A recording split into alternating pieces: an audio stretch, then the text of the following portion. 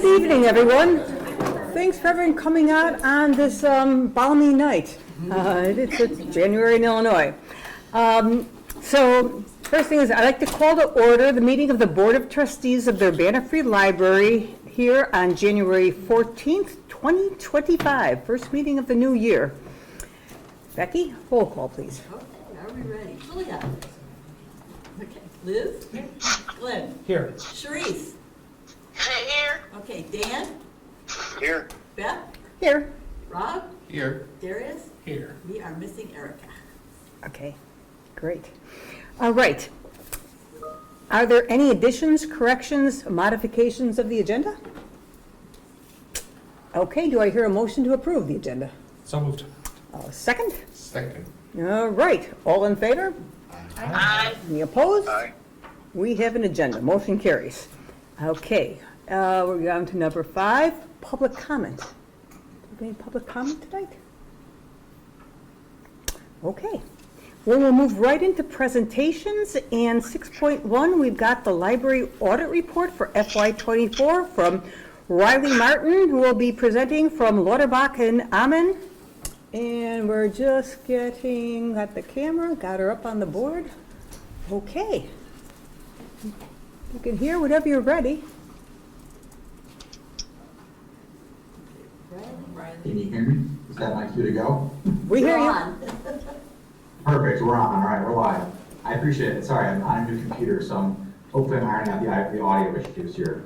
Well, thank you for letting me be here to present on behalf of Lauterbach and Amen. My name is Riley Martin. I'm an audit manager with Lauterbach and Amen. I've been with the firm for about close to 4 or 5 years now. This is my 3rd year working on the library's audit engagement, so happy to be here on behalf of our firm to present the results of our audit for the year ended June 30th, 2024. I'll keep it pretty brief. It's a small report, so be getting out of here, not a super long presentation. So the first document that I'll kind of turn your attention toward, or let me start off somewhere else first. Before I start, I want to thank Becky and Rachel first for their being a huge help with the audit for fiscal year 24, especially Rachel stepping into a newer role and kind of taking over as the interim director. She was a huge help in assisting with the audit, so we obviously couldn't have been here to present today without her and the help of Rachel and Becky. So huge thank you to them first. Alrighty, now let's jump into it. So there's 2 documents that I wanted to kind of briefly touch on tonight in my presentation. The first is the bound copy that should be in front of you. Otherwise, we have it electronically. It's the annual financial report for the year ended June 30th, 2024. In that document, let's first turn to page 1. And so once we're on page 1, that is our independent auditor's report. And I'll briefly pause here for people to get on that page.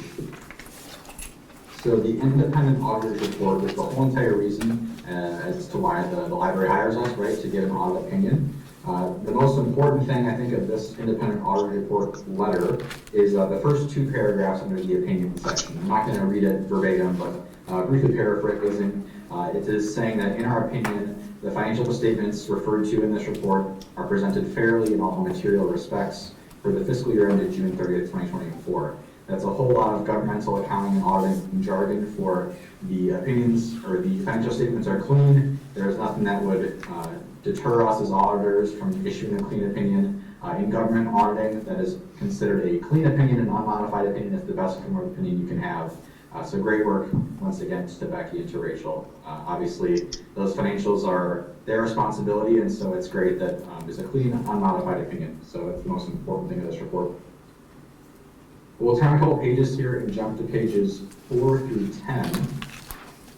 Page 4 starts the management's discussion and analysis section. If you're not super keen on wanting to read the rest of the financial statements, I think this is a pretty good synopsis, a pretty good summary of what is covered in the back of the report.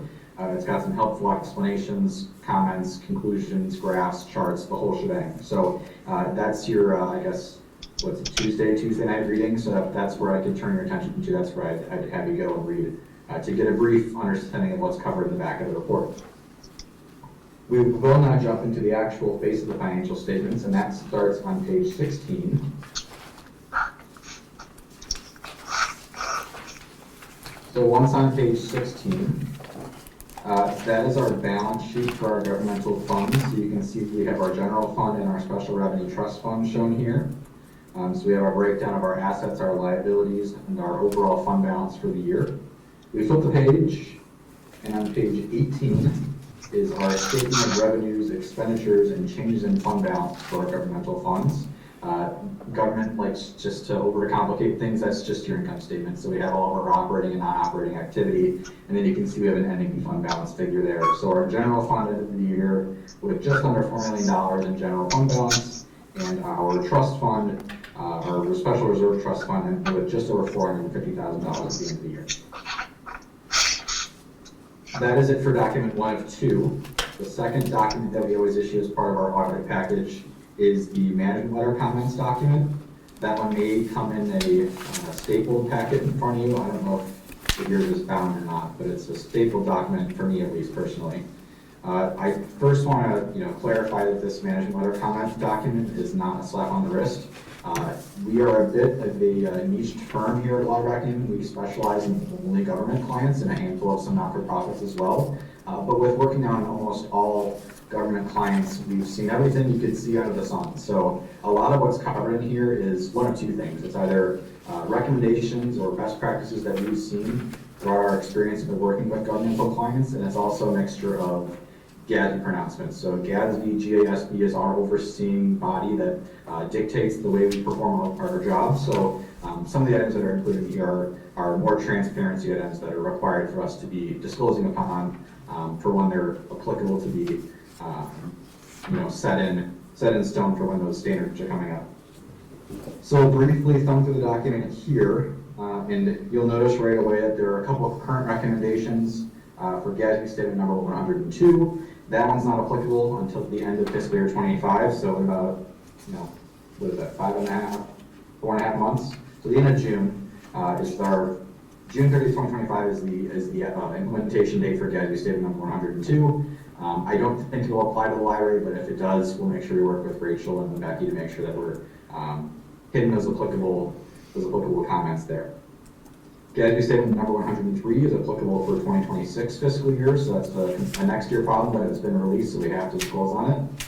And then if you turn the page, there's a couple here for prior recommendations, just some policies that are best practices that we'd recommend that the library implements. We're happy to provide templates for those and kind of review that process with them so that way it can go for board approval. And then turn the page once more, we see some prior recommendations for prior GASB statements that were around at this time last year. So GASB statement number 100 was applicable for 2024, and GASB statement number 101 is applicable for June 30th, 2025. Same deal goes with that one as it is for 102. We'll make sure to work with the library and pick up whatever needs to be included in the report. That is all I have on the brief 2 documents. If there's any questions now, I'll be happy to answer. Any questions? Yeah, it seems all pretty straightforward. Okay. Well, appreciate you taking your time to address us tonight. And Absolutely. it sounds good. So. Perfect. Thank you for having me. I appreciate it. All right, great. Thank you. Thanks. Have a good night. Thank you. Thank you as well. Take care. All right. Bye.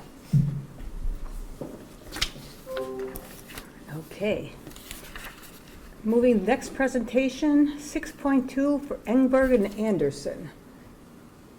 And, wait, That must be my key. that's your key. Yes. So I have a presentation here to screen share. I'm assuming if I share my screen, it will go up on the big monitor that I cannot see. I'm gonna go ahead and do that at the request to screen share.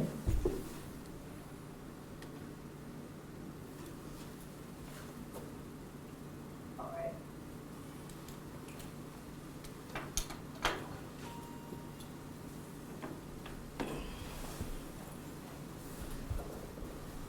All right, so, is my screen visible to everyone? Yes. Okay. So brief introductions, I'm Kristen Richardson. I am project architect here with Ingrid Anderson. And I did invite Joe Hewley as well to join in so he could say hello. Hello, hello. So I'm here to give a project update on what it's really a mini project turned into one larger project update that we've been working with a core team at the library. This is several major areas, the major one being the welcome desk and kind of circulation workroom and entry, kind of what's currently the AV area, and it's transitioning to more of a feature materials area, but also Megan's room on the lower level, and then some flooring and painting work generally on the first floor, and new furnishings. So I'm going to walk through kind of all aspects of the project, what we've accomplished so far, where we're at, kind of design decisions that we've made, and just kind of give everyone a positive update.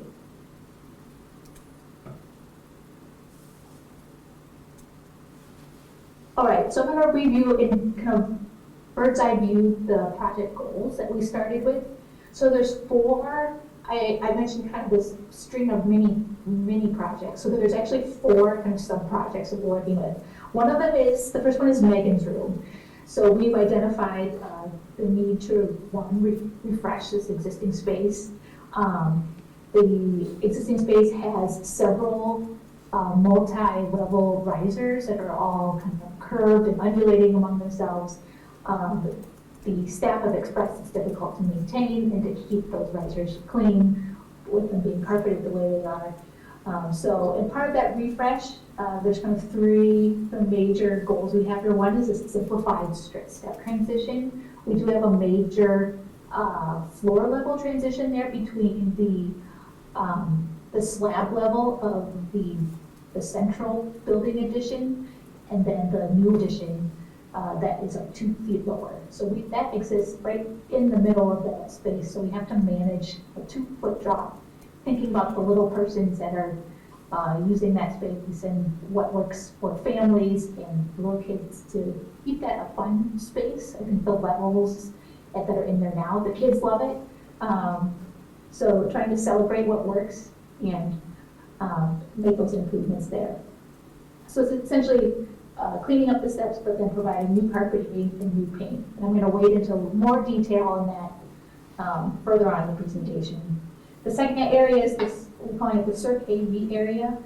The very, very large service desk that's one of the main goals, is to improve the service desk there, but it's also known as the welcome desk, make it a little bit smaller, a little bit more pointed in terms of providing services off the entry there. So conversations with staff have been how to improve patron first impressions coming through the door there, improving natural wayfinding as you enter there.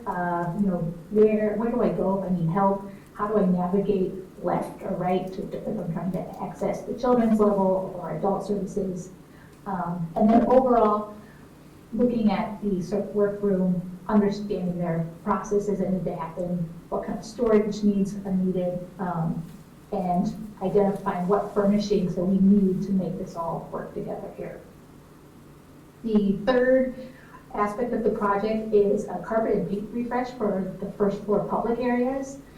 So this, for budgeting, we've identified the front room area, and then continuing west all the way through, including the circle roof room, the welcome desk, and that entire AV area, all the way past the front doors, essentially to where it transitions into the stair to the upper level, and where the existing dumbwaiter is. That will kind of be our cutoff for carpeting and paint at this phase.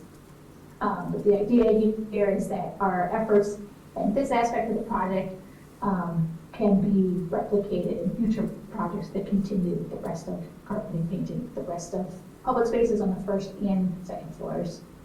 Then the fourth aspect of the project is specifically for furnishings in the front rooms.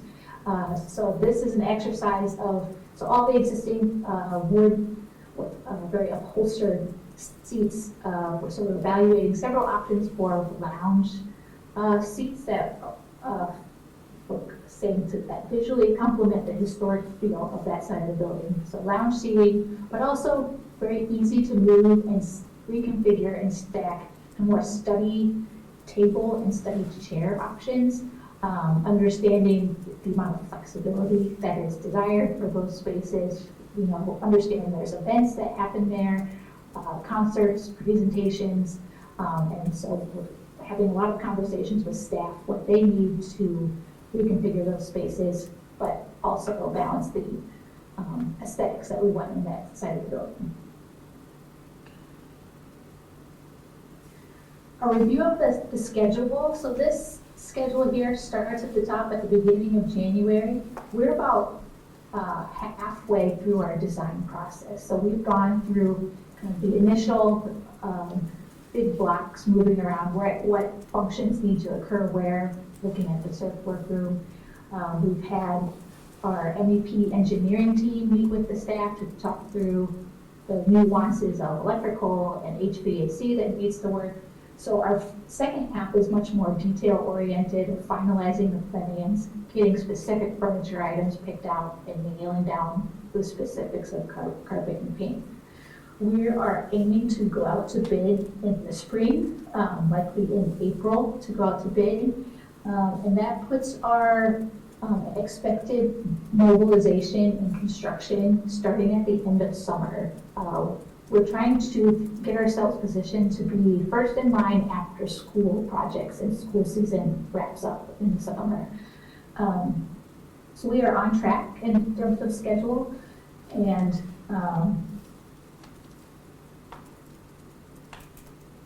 that's the general goal. I think we're hopeful that we can complete the construction within 2025 and be wrapped up by the end of the year. There's usually there tends to be ancillary items that trail, so particular furniture items might have long lead time items, but I think big picture, we're hoping to have the bulk of the work completed by the end of this calendar year. I'm going to walk through kind of more detail. I did just talk a lot about each of the aspects, but this will be more visual kind of summary of where we're at for each area. So in Megan's room to review, so on the far left here is the existing space, and you can see in plan all the semicircles and multiple levels here. So that all is going to come out, and we're going to simplify the transition to a single kind of middle riser between the upper tier and the lower tier. The conversations with staff is that kind of that middle space in between the levels is really an engaging space for the youngest patrons. They like to climb a little bit, but not too much.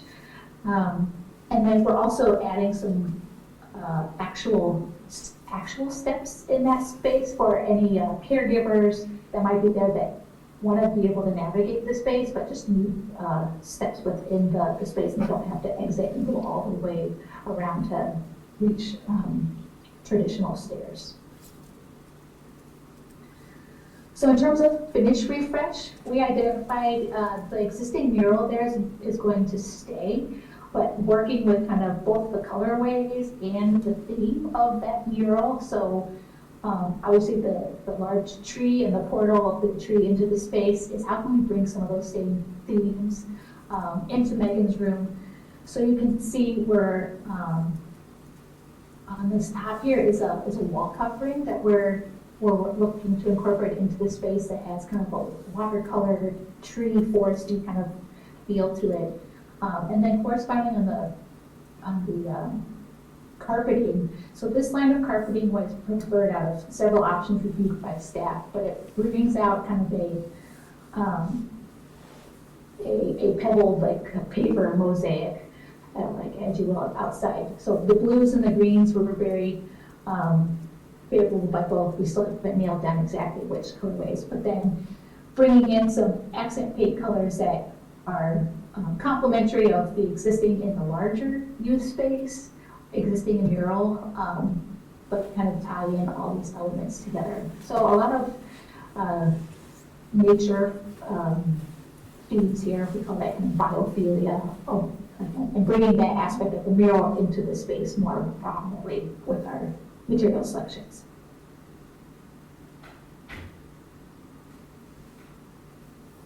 Section 2 for the CERC A and B area.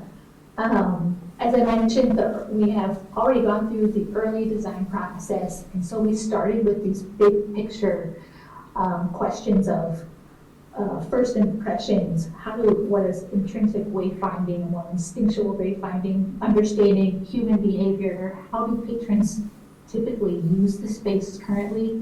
We've talked about the column that sits right in front of the service desk, and sometimes staff actually can't see patrons who are waiting to be helped based on where the proximity of the desk is in relation to where they're standing. And then we'd also waded through, there's a lot of competing spaces, we call like front row items. So we have the welcome desk, but also holds, returns, friends, copier and copy center, and then self-checks. These are all things that want to be near that welcome desk, and things that patrons want to be near the front door, but they all can't necessarily be in the same spot. So we've had many conversations with staff about priorities and flows of those space. One of the big things you'll see in this light blue arrow here is based on the position of the desk, is your main circulation point is blocked visually. So you come in those front doors, you look left, you look right, and you see walls on either side. Maybe a little bit of signage that might tell you what's down there, but the instinctual wayfinding is lacking because of you're unable to see all the way down the corridor here. So our exercise here is to where we draw the line between subdividing the staff space from the public space is try to shift that main access north a little bit so that when a patron comes through the entry point, most people naturally want to walk a good like 5 or 10 feet before they feel like they have to make a decision. It brings people a little further into the space, but then also brings our main visual and pathway further north so that you could see all the way down the corridor to the east in the front rooms, and then you can also see to the west and see more visually. These look like adult collections over here to the west side. So overall, again, shifting that main point north and closing the staff workroom area completely for both visual and acoustic separation. And there's been a changeover of the function of that AV space to more of a featured material in a collection. So then refining those big concepts into a workable plan. So again, if a patron enters the main lobby here, is identifying the welcome desk area as a visual first impression, a much smaller desk than is there currently. So we have up to 3 staff people at this position, but much more self-contained, direct access back to the workroom. And then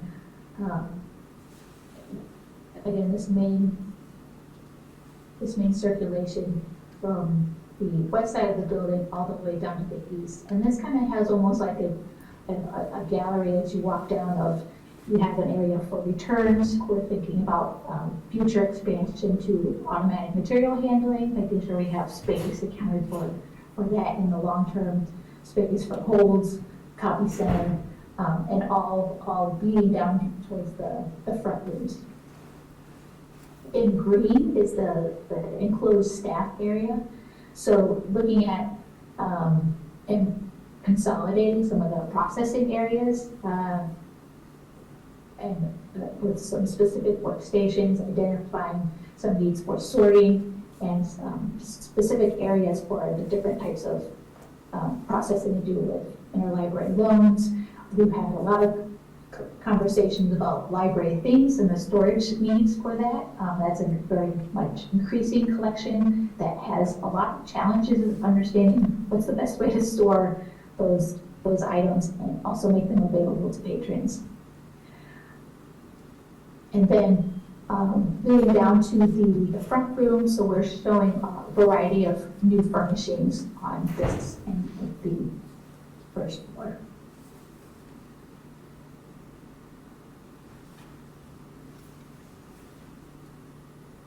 So a sneak peek here in the bottom left on the slide, this is kind of your existing view. You come through the door and you're looking down towards the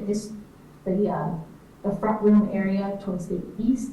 You can see you have a column that conveniently blocks your visual sight lines, say there's lots of more spaces and opportunity down this end of the building.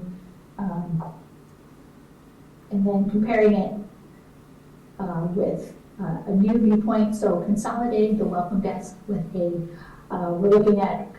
been having lots of conversations about signage and the landing zone, first impressions, incorporating, you can kind of see these little arch shapes. This is just kind of an accent paint to be reminiscent of the library logo. It's very celebratory of your existing facility and bringing some of those elements into the welcome desk area.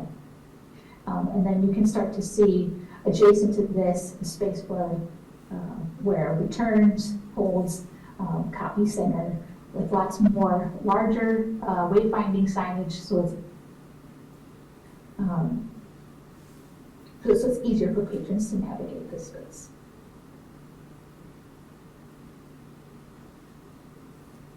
So then the third aspect of the project is the finished upgrades for carpeting and painting. So this is related to that first impression of the entrance. So we've looked at a lot of different carpet options and material and palettes and colorways, and the core team has landed on shifting the colorways, which currently there's a lot of taupes. Beige is more of a brown tone, and shifting it to a slightly cooler palette, but still brings in some of the deeper tones like blues, maybe some plums here, and corresponding with carpets and fabrics that lend themselves well on the historic side and the front rooms, but also can carry through the rest of the library. So the specific carpet family we identified has several different patterns within the family that, similarly, we had shown in Megan's room, kind of that paver texture look, but this is a much more refined kind of paver texture look with much more grays and blues. And we're working through final flooring finish plans that will most likely bring kind of this paver accent tile more into the entryway, welcome desk, featured materials. We have this carpeting on the right-hand side of the screen that brings out more of the deeper blues as an accent into those historic wings. And then there's some corresponding families that can be used more as transitions, borders, and then transitioning into staff workrooms.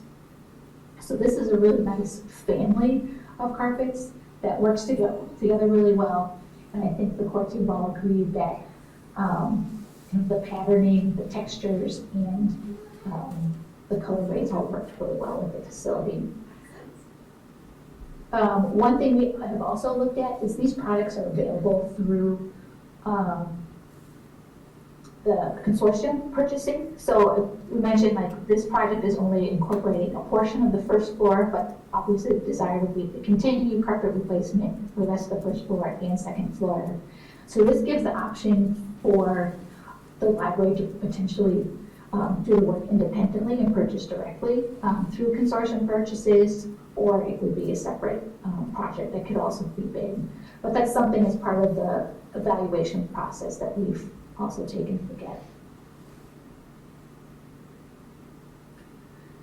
So again, that fourth piece is furniture. So we've had some initial review of furnishings. So we talk about replacing tables and chairs in the front rooms. What we're looking at first is more of a stacking style study chair. So these were a couple options that we looked at. There's a very strong preference for bringing in kind of the wood laid base as much as we can on these, because the wood really corresponds to a lot of the detailing and everything on that side of the building. Similarly with study tables, we're looking at options that are on casters, so it's really easy for staff to push these around, but also bringing in wood or wood with laminate tops with more of a dark leg and casters. And then for lounge chair options, these three at the bottom were kind of visual preferences that came out of initial conversations with staff.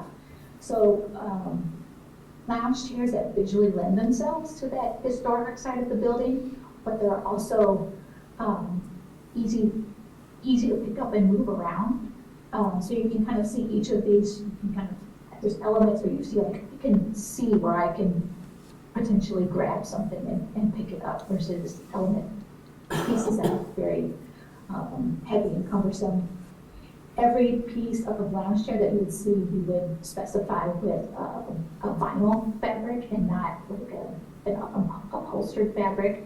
And for other furnishings, we would be taking some of the staff to some furniture showrooms to actually test out some of these pieces. So that's always the critical thing, especially with we're saying we want to be able to move it around, we want it to be comfortable. You have to touch it and feel it. So that's our next step actually next week that we'll be doing with some of the court team, is to test out and see some of these pieces that we're selecting. But in terms of major priorities and kind of the direction we're looking, this is kind of a framework for those final selections for furniture. And then again, with fabrics, everything is vinyl, cleanable, wipeable, and then we would be going back to the palette, jump backward, the palette slide. So identifying fabrics that work within this overall palette of paints and carpeting. That would be the final piece of finish selections.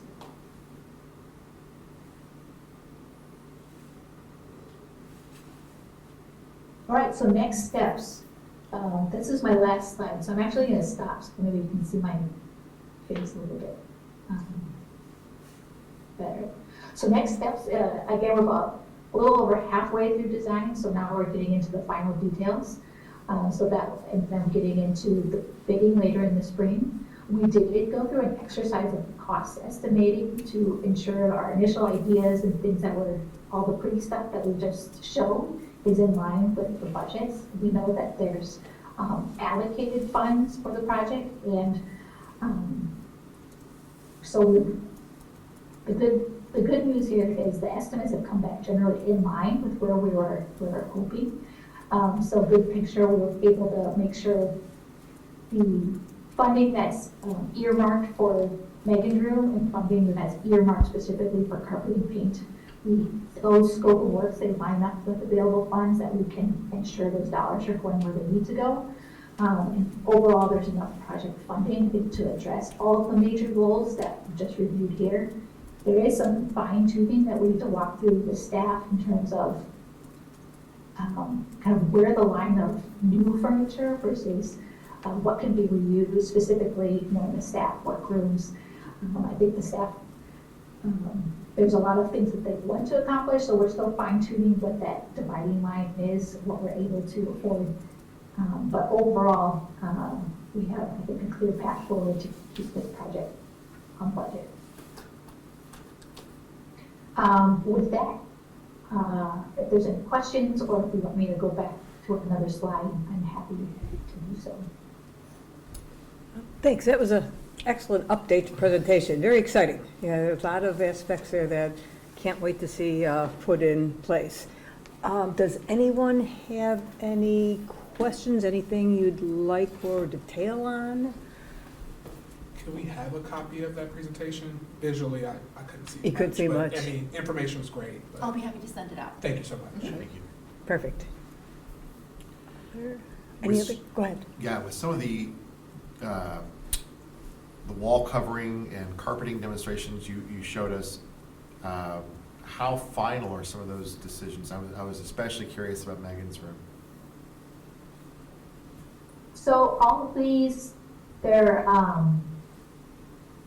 they're not necessarily final, but we met in person with staff with a ton of physical samples of carpets and narrowed each of these down from several different options. So they're pretty refined at this point. I don't know if there's anything visually that I showed that it's red flag or you want to offer feedback on. We're still open for feedback. But we've had those initial finished meetings, so this, with staff to reach where we are now. And Krista, in those finished meetings, so you're bringing the samples in, you're kind of putting them, setting them in the space and seeing how they look. Is that the finished meeting? You're actually putting the samples down so everyone can see how it would look in the environment?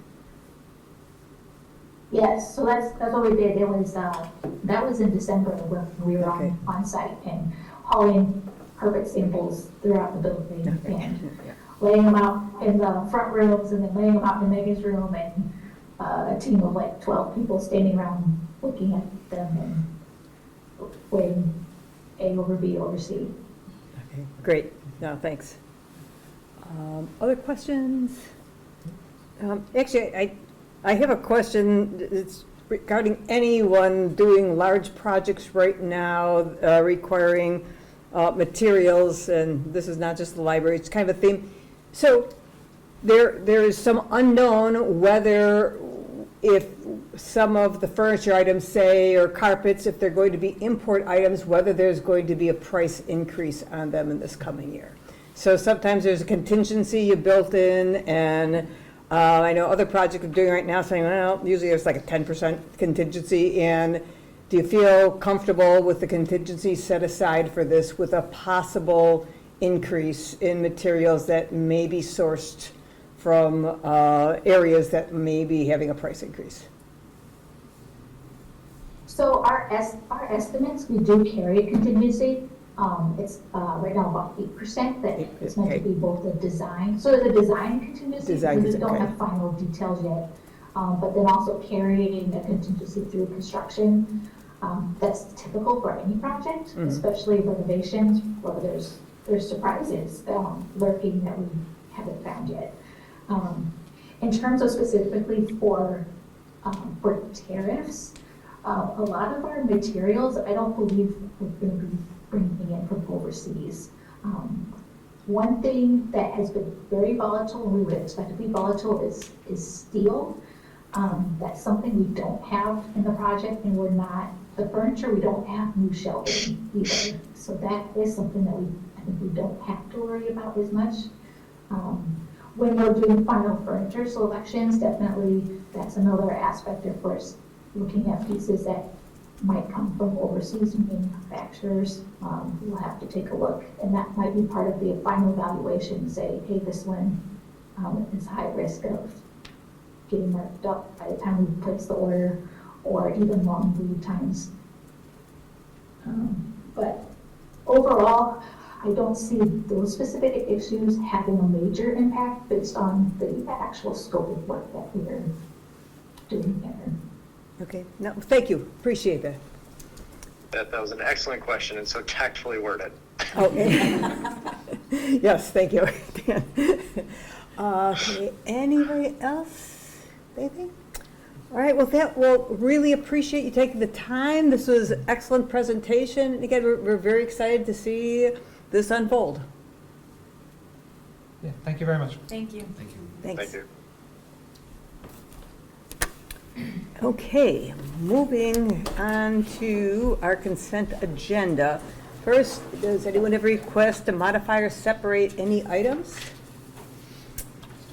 If not, I will be running through all the items here, starting with the board meeting minutes of December 10th, 2024.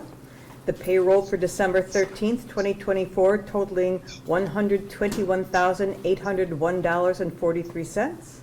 The payroll for December 27th, 2024 totaling $125,414.65.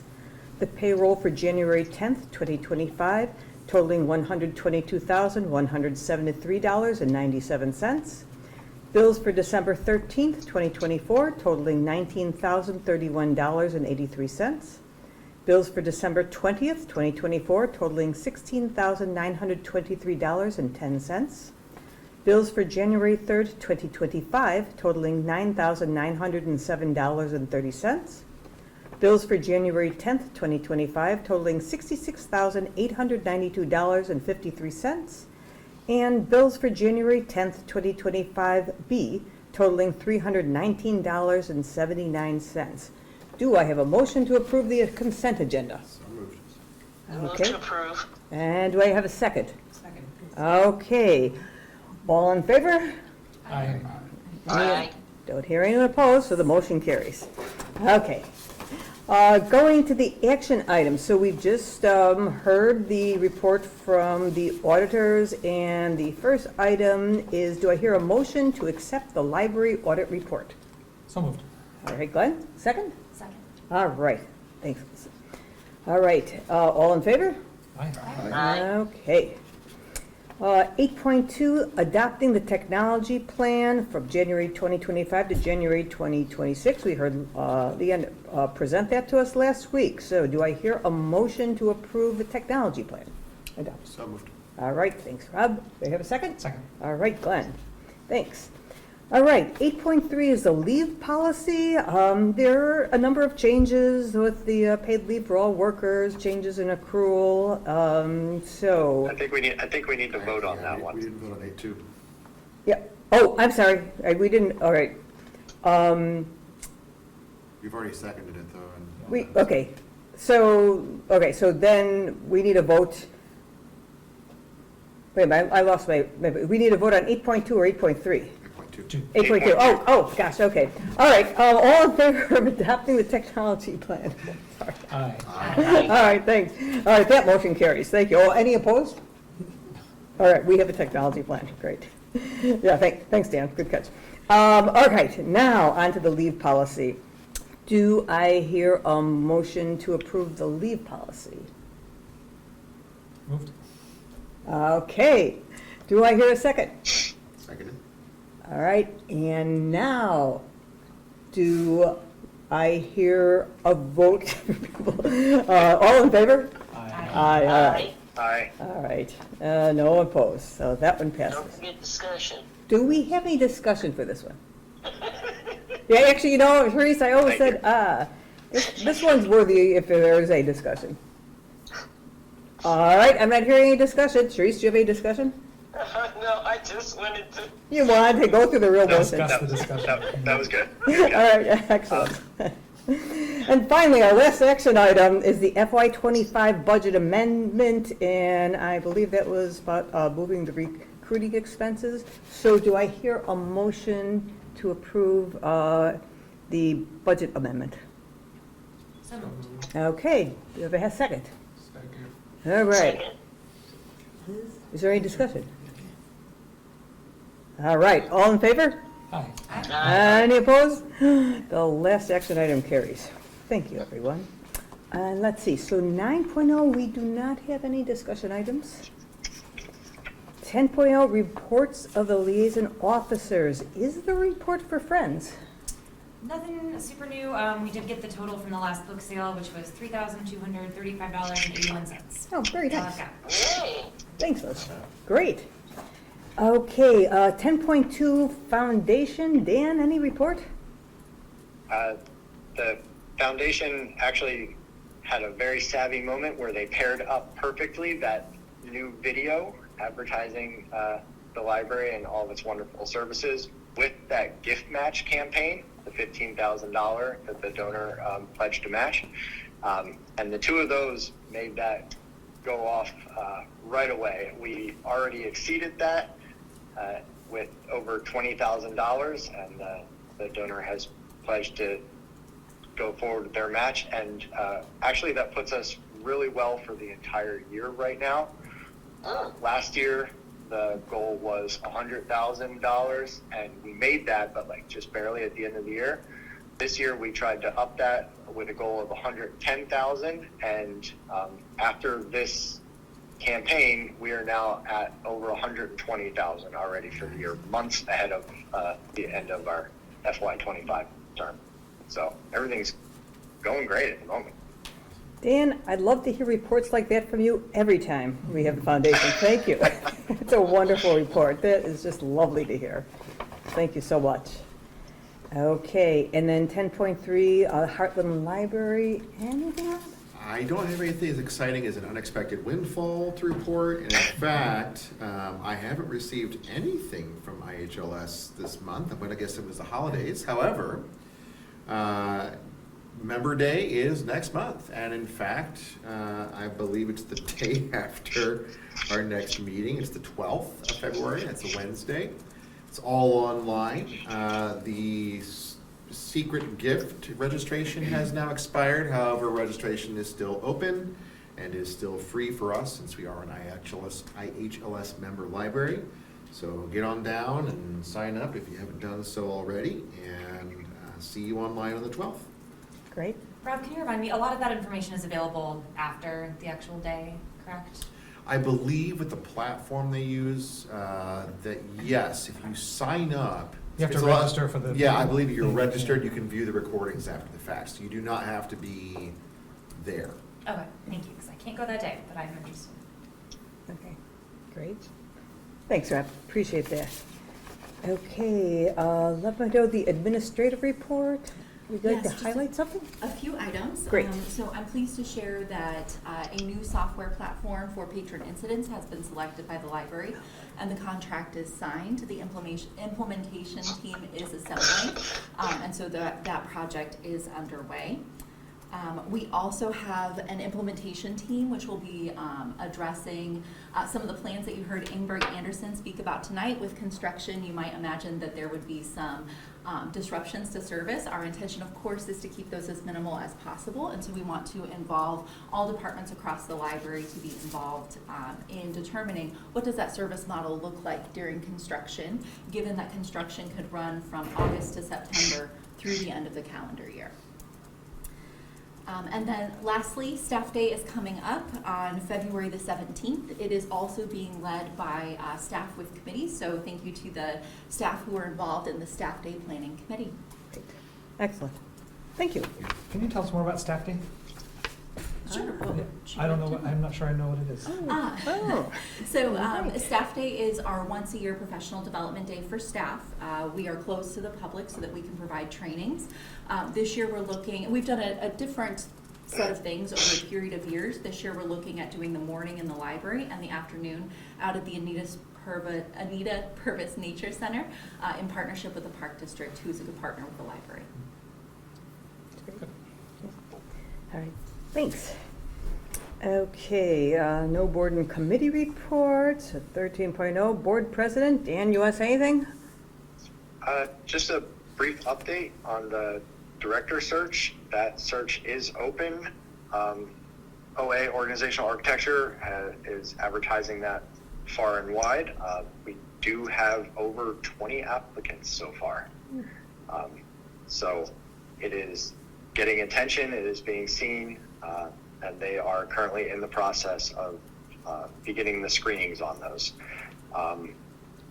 The committee for that search is now finalized. That is myself, Glenn, and Liz for the board, and we also have Elaine Bearden and Caleb Wilson have both volunteered to step into the role and help with that, and I am currently communicating with OA to set up a meeting with all of us next week.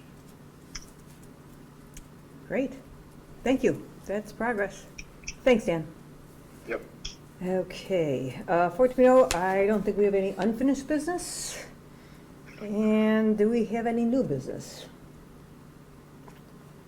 And with that, do I hear a motion to adjourn? I move that we adjourn. Do I hear a second? Second. All in favor? Aye. Aye. Thank you, everyone. Stay warm.